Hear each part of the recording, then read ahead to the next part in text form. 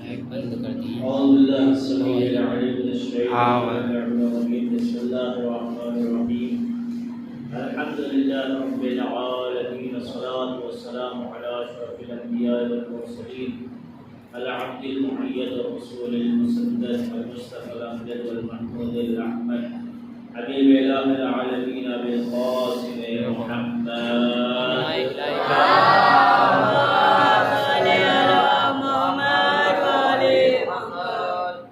وعلى آل الطيبين الطاهرين المعصومين الغر الميامين، سيما إمامنا وصاحبنا وقائدنا مخلوق الله العظيم حجة بن الحسن العسكري وحي وأرواح العالمين له الفداء، واللعن الدائم على أعدائه بمنكر فضائله من الآن إلى قيام يوم الدين.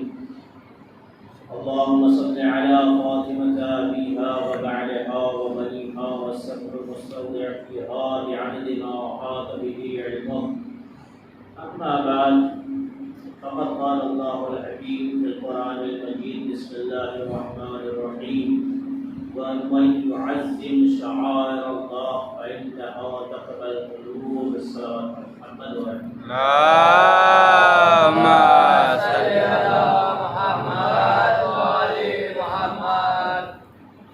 اللہ کی پاک و پاکیزہ کتاب قرآن مجید میں ارشاد ہو رہا ہے کہ وَمَن يُعَظِّمْ شَعَائِرَ اللَّهِ فَإِنَّهَا تَقْبَلُ الْقُلُوبَ.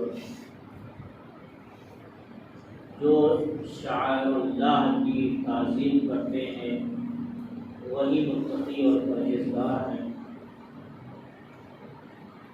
شعائر اللہ کی تعظیم ہی تقوی الہی ہے.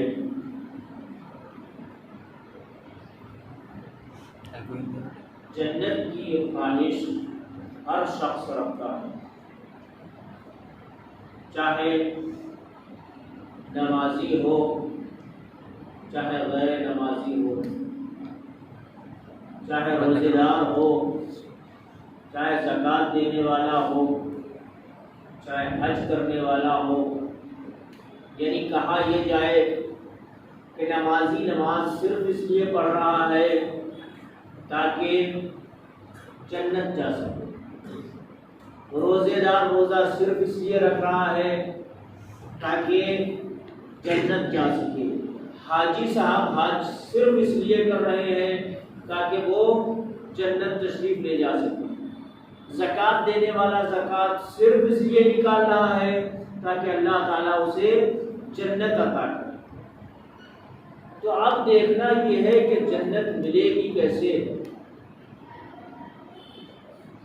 ہر کوئی جنت کے چکر میں ہے، ہر کوئی یہ چاہ رہا ہے کہ ہمیں جنت مل جائے.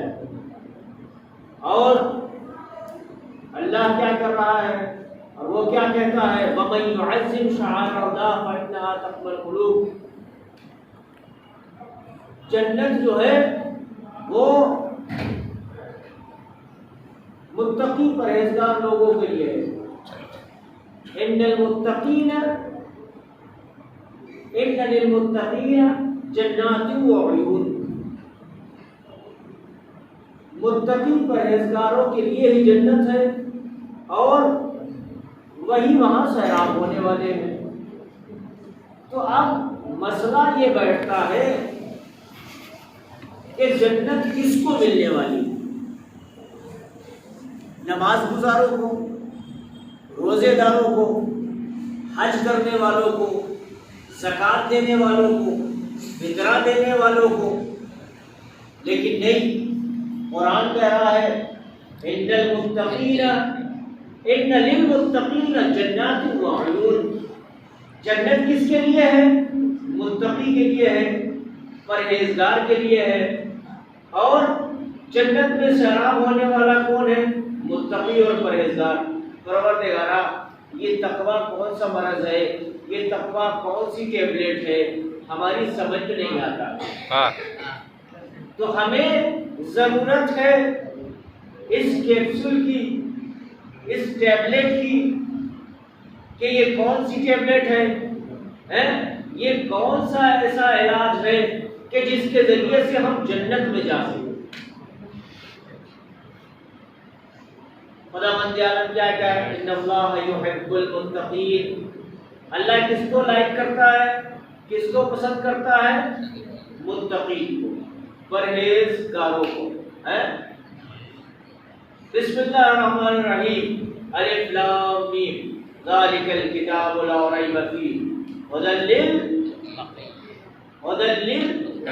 للمتقین۔ اللہ کی کتاب کی سٹارٹنگ ہو رہی ہے، شروعات ہو رہی ہے، وہ کہہ رہا الف لام میم ذالک الکتاب لا ریب فیہ، یہ وہ کتاب ہے کہ جس میں کوئی عیب نہیں، کوئی ریب نہیں ہے۔ ذالک الکتاب لا ریب فیہ ھدی للمتقین، یہ کس کے ہدایت کرنے والی کتاب ہے؟ متقین کے لیے۔ اللہ کی کتاب نازل ہوئی وہ بھی متقین کے لیے۔ اب بیچارہ روزے دار کرے تو کیا کرے، نماز پڑھنے والا کرے تو کیا کرے، حاجی صاحب کرے بھی تو کیا کرے، کیونکہ جنت کیسے ملے گی اور کس کو ملنے والی ہے؟ متقی لوگوں کو۔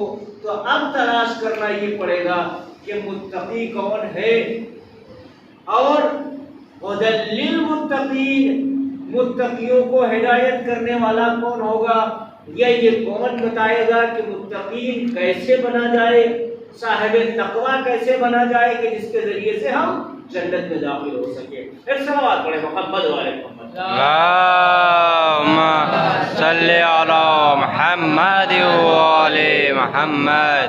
تو میرے عزیزوں سمجھنا پڑے گا، ان اللہ یحب المتقین، اللہ بھی لائک کرتا ہے، پسند کرتا ہے تو متقین کو، ہدایت بھی کرے گا تو کس کو؟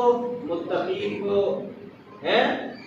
اللہ کی کتاب نازل ہوئی ہے لا ریب فیہ ھدی للمتقین، متقین کے لیے۔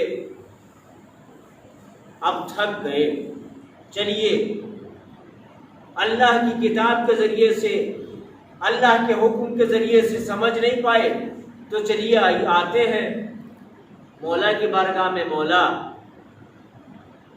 جہنم کسی اور کو دلوا دیجئے گا، کسی اور کو بھیج دیجئے گا، ہم لوگوں کا خیال رکھیے گا، جنت بھجوا دیجئے گا۔ ریکویسٹ کر رہے ہیں نا مولا سے، اور صبح شام کیا کر رہے ہیں؟ علی ولی اللہ، یا علی یا علی یا علی ہے، صبح سے شام تک نعرہ لگا رہے ہیں یا علی یا علی، علی کا نعرہ لگا رہے ہیں۔ قرآن کیا کہہ رہا ہے؟ جنت کس کے لیے ہے؟ متقین کے لیے۔ اللہ بھی کہہ رہا ہے جنت جو ہے متقین کے لیے ہے، یہ کتاب جو ہے ہدایت دینے والی کس کو ہے؟ متقین کو ہے۔ تو مولا کائنات سے پوچھتے چل کے، مولا پلیز آپ یہ بتا دیجئے کہ جنت کیسے ملے گی؟ تو مولا نے بھی کہا کہ تم پڑھتے نہیں ہو صبح سے شام تک ہے کیا؟ نماز کی ابتدا کرتے ہو پھر بھی کیا پڑھتے ہو؟ اشہد ان امیر المؤمنین و امام المتقین۔ کس کے امام ہے مولا؟ متقین کے ہیں۔ روزے داروں کو بھی امام نہیں، نماز گزاروں کے بھی امام نہیں ہے، حاجی کے بھی امام نہیں، باجی کے بھی امام نہیں، کسی کے امام نہیں، تو امام کس کے ہیں؟ متقین کے۔ تو نتیجہ سمجھ میں آ گیا کہ اگر جنت جانا ہے تو پھر تقوی اختیار کرنے پڑے گا، متقی ہونا پڑے گا، کیونکہ اللہ کہہ رہا ہے ان اللہ یحب المتقین، اللہ سے اگر پیار کرنا ہے تو متقی بننا پڑے گا، تقوی اختیار کرنا پڑے گا، پرہیزگاری اختیار کرنا پڑے گی، اور پھر نتیجہ کیا آئے گا؟ پھر نتیجے میں وہی آیت اسٹارٹنگ والی میں سناتا ہوں جو ابھی میں نے شروع کیا، جو ہمارا موضوع تقریر ہے، اس میں کیا ہے؟ وَمَن يُعَظِّمْ شَعَائِرَ اللَّهِ، اللہ کی نشانیوں کی جو تعظیم کرتے ہیں، فَإِنَّهَا تَقْوَى الْقُلُوبِ ہے۔ اللہ کی نشانیاں کون کون سی؟ اللہ نے جس پہ خاص رحمت کی نگاہ رحمت سے دیکھا، اس کو خاص بنا دیا، امپورٹنٹ بنا دیا، اور وہ امپورٹنٹ کیا ہے؟ نباتات، حیوانات میں بھی ہے، نباتات میں بھی، جمادات میں بھی، یعنی پتھروں کے درمیان، پروردگارا یہ کیا کیا تم نے؟ کیوں؟ کیونکہ تو منع کرتا ہے مورتی کی پوجا نہیں کرنا چاہیے، ہے ایسا ہی ہے نا، جانور کی پوجا نہیں کرنا چاہیے، پیڑ پودے کی پوجا نہیں کرنا چاہیے۔ پروردگارا یہ کیا ہے؟ اس میں خاص کس کو کیا ہے؟ سلیکٹ کس کو کیا ہے جمادات میں؟ تو آئیے دیکھتے ہیں، جمی ہوئی چیزیں، سخت چیزیں، سالڈ چیز کیا ہے اور کس کو سلیکٹ کیا ہے پروردگار عالم نے؟ وہ ہے حجر اسود۔ حاجی پہ لازم ہے کہ جب وہ چکر لگائے خانہ خدا کا تو اس پہ واجب ہے کہ وہ استلام کرے، وہ پتھر کا بوسہ ضرور لے، اگر اس پتھر کا بوسہ نہیں لیا تو اس کا حج قبول نہیں ہوتا۔ سلوات پڑھے محمد والے محمد۔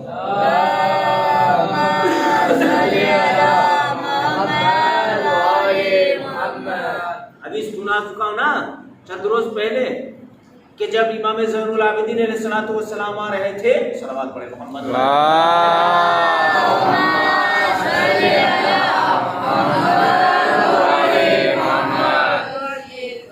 اور ولید بن عبد الملک بیٹھا ہوا تھا، چوتھے امام گزرے ہیں تو مجمع پبلک جو ہے وہ گائے کی طرح پھٹنے لگے لوگ، چوتھے امام بڑھنے لگے تو کسی نے پوچھا کہ یہ کون ہے کہ جس کے آنے سے راستہ بنتا ہوا چلا جا رہا ہے؟ تو اس نے کہا کہ میں نہیں جانتا، تجاہل عارفانہ سے کام لیا، جانتے ہوئے بھی اس نے انکار کر دیا کہ میں نہیں جا رہا ہوں۔ ایسا لگ رہا تھا کہ حجر اسود خود اٹھ کے امام کی طرف آ رہا ہو۔ امام حجر اسود سے قریب ہوتے گئے، آپ نے جا کے حجر اسود کو بوسہ لیا، لینے کے بعد جب واپس چلے آئے، اب یہ تھک ہار چکا تھا، لاکھ کوشش کے باوجود حجر اسود تک پہنچ نہیں پایا تھا، اس نے استعلام نہیں کر پایا تھا، اس کو مس نہیں کر پایا تھا، ابھی تک حجی کمپلیٹ نہیں ہوا۔ یہ امام زین العابدین علیہ الصلوۃ والسلام تھے، یہ ہے شعائر اللہ، اللہ کی نشانیوں میں سے ایک نشانی۔ سلوات پڑھے محمد والے محمد۔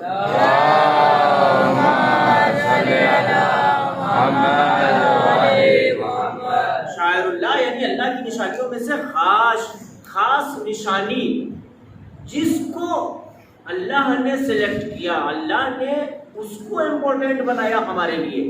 کیا ہوا؟ جمادات میں حجر اسود کو بنا دیا۔ اب آئیے حیوانات کی بات کرتے ہیں، بس مختصر سا ذکر اور اس کے بعد آپ کی ضرورت ہے۔ حیوانات کی بات کرتے ہیں کہ حیوانات میں خداوند عالم نے کس کو سلیکٹ کیا؟ تو آئیے کہاں؟ منا کے میدان میں ابراہیم خلیل اللہ اپنے فرزند کو لیے لٹا کے بیٹھے ہوئے ہیں اور اللہ کے راستے میں اس کو ذبح کرنا چاہتے ہیں کہ ایک مرتبہ خداوند عالم نے کہا کہ اے ابراہیم قد صدقت الرؤیا، تم نے سچ کر دکھایا، تمہاری قربانی قبول ہو گئی۔ اس کے بعد خداوند عالم نے ایک دبا پیش کر دیا، وہی تو خداوند عالم نے شاعر اللہ اس کو قرار دیا۔ کس کو؟ جناب اسماعیل کے بدن میں جو بکرا آیا تھا، جو لمبا آیا تھا، اس کو خداوند عالم نے شاعر اللہ قرار دے دیا۔ یہ بھی ایک شاعر اللہ میں سے ہے، اللہ کی نشانیوں میں سے۔ صلوات پڑھیں محمد والے محمد۔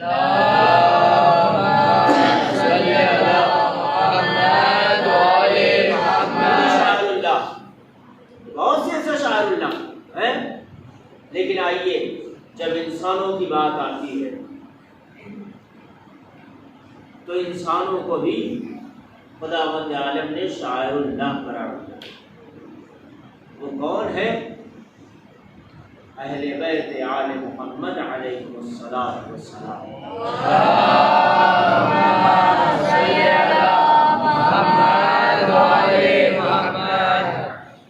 تھوڑی سی مختصر سی گفتگو، ایک سسٹم بنا ہے ہمارے دین میں، ادبیات کے دائرے میں۔ اگر آپ بیٹھے ہوئے ہیں تو ادب یہ کہتا ہے کہ کوئی بچہ آ جائے تو آپ کا اخلاق یہ ہونا چاہیے کہ آپ اس بچے کو پیار سے اپنے زانوں پہ بٹھائیں، اس کو پیار کریں، جیب سے نکال کے ٹافی دیں یا کچھ بھی۔ یہ ایک تعظیم ہے، اس کی ایک مرتبہ۔ یعنی یہی رسپیکٹ ہے اس بچے کے لیے۔ لیکن اگر آپ بیٹھے ہوئے وہیں پہ آپ کا ہم عمر کا آپ کا دوست آ جائے تو کیا آپ اس کو زانو پہ بٹھائیں گے؟ آپ اس کو ٹافی کھلائیں گے؟ نہیں، وہاں بھی سسٹم چینج ہو جاتا ہے۔ تو وہاں کیا کہتا ہے اسلام، اور وہاں کیا کہتا ہے آپ کا ادب، کہ آپ کھڑے ہو جائیے، سلام کیجئے، مصافحہ کیجئے، اس کو اپنی جگہ پہ بٹھائیے۔ کس کو؟ دوست کو، ٹھیک ہے۔ اس کے بعد تیسرے اسٹیپ پہ آپ چلے جائیے، جہاں پہ آپ کھانا کھا رہے ہیں بیٹھے ہوئے، اور آپ کا دوست آ جائے تو حکم یہ ہے کہ آپ سلام کریں اور اس کو اپنی جگہ پہ بٹھائیں، اس کو کھانے کی دعوت دیں۔ یہ تعظیم، رسپیکٹ ہے۔ اسٹیپ ہے، ایک کے بعد ایک ہے، ایک منزل کے بعد دوسری منزل ہے۔ اچھا، دوست آ گیا، آپ نے اس کو بلایا کھانے پہ، کھانا کھلایا، لیکن یہی احترام بڑھتا چلا جاتا ہے۔ اگر اسی مقام پہ کھانا کھا رہے ہیں، اسی مقام پہ آپ کے والدین آ جاتے ہیں تو اسلام کیا کہتا ہے؟ آپ کھڑے ہو جائیے۔ کیوں؟ ماں باپ کا احترام ضروری ہے، ٹھیک ہے۔ اور پھر اس کے بعد بات آتی ہے قرآن کی، کہ آپ احترام کی بات بتا رہے ہیں کہ تعظیم کہاں اور کس منزل پہ آپ کو کرنا ہے۔ قرآن پڑھ رہے بیٹھے ہوئے، اگر غیر سادات کوئی آ جاتا ہے تو اس کے لیے احترام کے لیے حکم نہیں، لیکن اگر کوئی سید آ جاتا ہے تو پیغمبر اسلام کی حدیث ہے، اکرموا اولادی الصالحین لی للہ،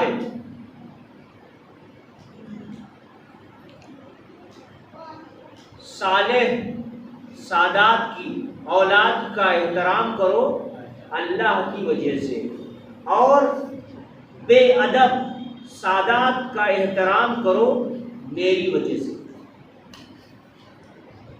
اسرار المعارف ایک کتاب ہے، اس میں یہ حدیث ہے پیغمبر اسلام، اور ایک اور کتاب ہے جس کا مجھے ظاہر نبی نام نہیں یاد آتا۔ دو کتابیں ہیں کہ جس میں اس کا ذکر کیا ہے۔ یعنی اگر آپ بیٹھے ہوئے ہیں، کوئی سادات سید زادہ آ جاتا ہے، آپ کہیں گے سیدوں کی بھی کیٹیگری ہے، ہاں بالکل صحیح بات ہے، احترام لازم ہے سادات کا، مگر یہ کہ اگر کوئی ناہنجار ہے، پیغمبر اسلام کی حدیث کے مطابق آپ کو یہ بات کہیں کہ پیغمبر اسلام نے کیا فرمایا کہ صالح اولاد، یعنی جو صالح اولاد ہے میری سادات میں سے، اس کا احترام کرو اللہ کے لیے، اور اگر بے ادب ہے تو اس کا احترام کرو کس کی وجہ سے؟ میری وجہ سے۔ تو اس کا مطلب یہ ہے کہ لفظ سادات اگر کہیں آ جاتا ہے تو رسپیکٹ ضروری ہے، ٹھیک ہے، لازمی ہے۔ تو اگر کوئی آ جاتا ہے تو آپ قرآن لے کے کھڑے ہو جائیں، قرآن لے کے کھڑے ہو جائیں۔ پھر اس کے بعد عزت کی، احترام کی بات آتی ہے کہ اگر آپ آخری موقع نماز کی حالت میں ہیں، آپ کو کوئی دوست آواز دے، کوئی بھی آواز دے رہا ہو، تو آپ نماز کو توڑ نہیں سکتے، لیکن سید الکرماء، سید الاکرماء، اگر کوئی پیغمبر امام تمہیں آواز دے تو اس کے لیے لازم ہے کہ آپ کو جواب دینا پڑے گا۔ بہت سے ایسے واقعات پائے جاتے ہیں کہ ایک صحابی تھے جو نماز کی حالت میں پیغمبر اسلام نے آواز کی، وہ انہوں نے متوجہ نہیں ہوئے، لیکن بعد میں جب پہنچے کہا یا رسول اللہ میں نماز میں مصروف تھا، کہا نہیں تمہیں معلوم نہیں ہے کیا کہ جب تمہیں اللہ کا رسول آواز دے تو فوراً لبیک کرو۔ اس لیے آخری اسٹیپ کہاں بنتا ہے؟ پیغمبر اسلام کا، علیہ رسول کا، اماموں کا، کہ جہاں پہ اماموں کا احترام اور عزت کرنا ہے، لیکن افسوس کا مقام پیغمبر کے لیے یہ حکم ہے کہ اگر پیغمبر آپ حالت نماز میں ہیں، پیغمبر آواز دیں تو آپ کو لبیک کہنا ضروری ہے، لیکن جس ذات کا خود احترام پیغمبر اسلام کر رہے ہیں اس کی عزت، اس کا وقار کتنا بلند ہے۔ حضرت بی بی عائشہ فرماتی ہیں کہ میں نے چندہا مقام پہ دیکھا، میں نے دیکھا ہے کہ جب کبھی پیغمبر اسلام بی بی فاطمہ زہرا سلام اللہ علیہا صلوات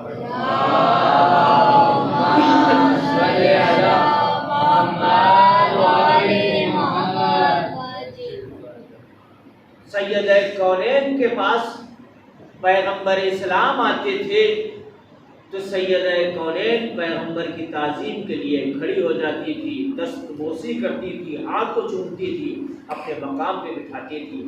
وہی حال تھا جناب صدیقہ طاہرہ کا، جب صدیقہ طاہرہ پیغمبر کی بس میں جایا کرتی تھی، مقام رسول اللہ بی بی عائشہ بیان کرتی ہے تو پیغمبر اسلام اپنی جگہ سے کھڑے ہو جاتے تھے، فاطمہ کو اپنی جگہ پہ بٹھایا کرتے تھے۔ اب بتائیے اس کی کتنی رسپیکٹ ہوگی، اس کی کتنا اس کا احترام ہوگا، لیکن کیا گیا آل رسول کے ساتھ؟ رونا تو اسی بات کا ہے اور ہمیشہ روتے رہے کہ جس کا احترام پیغمبر جیسی ذات کرتی تھی کہ صبح کی نماز کے بعد آنے کے بعد دروازے کہتے تھے السلام علیکم یا اہل بیت نبوہ، اے اہل بیت نبوت تم پہ میرا سلام، اے بیٹی فاطمہ تم پہ میرا سلام۔ لیکن اسی فاطمہ کے پلو پہ دروازہ گرا، اسی رسول کی آل کو رلایا گیا، کبھی بازاروں میں، کبھی شام کے بازار میں، کبھی کوفے کے بازار میں، کبھی درباروں میں، کبھی زندانوں میں۔ یہ تھا احترام، یہ تھی عزت، یہ تھی تعظیم آل رسول کی، کہ جب بازار میں پیغمبر کے صحابی نے دیکھا کہ زینب کبریٰ خطبہ دے رہی تھی، جیسے ہی یہ آواز اس نابینا صحابی کے کانوں میں پہنچی ہے تو وہ نابینا صحابی اپنی بیٹی کا ہاتھ پکڑ کے کہتا ہے بیٹی کیا قیامت آ گئی؟ بیٹی کہتی ہے بابا ایسی بات کیوں کہہ رہے ہیں، کیوں ایسا سوال آپ کر رہے ہیں؟ کہا بیٹی میں نے سنا ہے کہ علی کی آواز قیامت میں سنائی دے گی، یہ علی کی آواز میرے کانوں میں کیوں آ رہی ہے؟ تو بیٹی رو کے کہتی ہے بابا یہ کوئی خاتون ہے جو اونٹ پہ سوار ہے اور بیان کر رہی ہے۔ کہا بیٹا جلدی سے جاؤ معلوم کرو یہ کون ہے۔ بیٹی قریب گئی، معلوم کرتی ہوئی چوتھے امام کے پاس پہنچی، اے ہتھکڑی اور بیڑی میں پیوست قافلہ سالار، یہ بتا دے کہ یہ بی بی کون ہے جو اونٹ پہ سوار ہو کے اس طریقے سے خطبہ دے رہی ہے؟ میرا بابا کہتا ہے اس کی آواز علی کی آواز سے۔ بتاؤ چوتھے امام نے جب یہ جملے سنے ہوں گے تو کیا گزری ہوگی؟ کہا کون کہتا ہے؟ کہا وہ میرا بابا ہے، کہا بلا کے لاؤ۔ پیغمبر اسلام کا نابینا صحابی قریب آیا، آنے کے بعد جیسے ہی قریب میں آنے کے بعد پوچھتا ہے کہ آپ کون ہیں؟ کہا اس نانا کے صحابی تو نے پہچانا نہیں؟ کہا کون ہے؟ کہا میں علی ابن الحسین ہوں، میں حسین کا بیٹا علی ہوں۔ جیسے یہ سنا سب کو پیٹنا شروع کر دیا، مولا اور کون ہے؟ یہ بی بی کون ہے کہ جس کی آواز مولا کائنات سے؟ کہا یہ علی کی بیٹی زینب کبریٰ ہے جو خطبہ بیان کر رہی۔ عزیز و روایتوں میں ہے کچھ صحابی نے تلوار کو لیا، لینے کے بعد لڑنا شروع کر دیا، لڑتے لڑتے ظالمین نے اس کو قید کر کے اس کو قتل کر دیا۔ زینب کبریٰ نے جیسے یہ دیکھا، ایک مرتبہ نجف کا رخ کیا، بابا کیسا چاہنے والا آپ کا تھا، نانا رسول اللہ کیسا چاہنے والا آپ کا تھا کہ میرے لیے قربان ہو گیا۔ اے میرے بھیا عباس، کس طریقے سے آج مولا میرے بابا اور نانا رسول اللہ کے چاہنے والے قربان ہو رہے ہیں، لیکن زینب کبریٰ کو کوئی پوچھنے والا نہیں ہے۔ بازار کوفہ تھا، اور بازار شام تھا کہ زینب کبریٰ کے سر پہ چادر نہیں تھی۔ عجب نہیں، عزیز و روایات میں ملتا ہے کہ زینب کبریٰ جب بازار شام سجا جا رہا تھا، جب زینب کبریٰ کو اطلاع دی گئی تھی کہ بازار سجایا جا رہا ہے، تو ایک مرتبہ زینب کبریٰ نے کہا بیویوں بیٹھو، ہم سب بیٹھ کے بد دعا کرتے ہیں۔ جیسے ہی زینب کبریٰ بیٹھی ہے، بد دعا کے لیے ہاتھوں کو اٹھایا، ایک مرتبہ حسین کی آنکھوں میں نظر پڑ گئی، حسین کی آنکھوں سے اشک جاری ہے۔ زینب فرماتی میرے ویر، میرے بھیا، کیا تجھے علی اکبر یاد آ رہا ہے؟ کیا عباس یاد آ رہا ہے؟ عجب میری آواز آئی ہو، اے بہن زینب، نانا کے دین کو بچانا ہے، ایسے ہی داخل بازار ہو جاؤ، یزید کے دربار تک چلی گئے۔ لا لعنت اللہ علیہ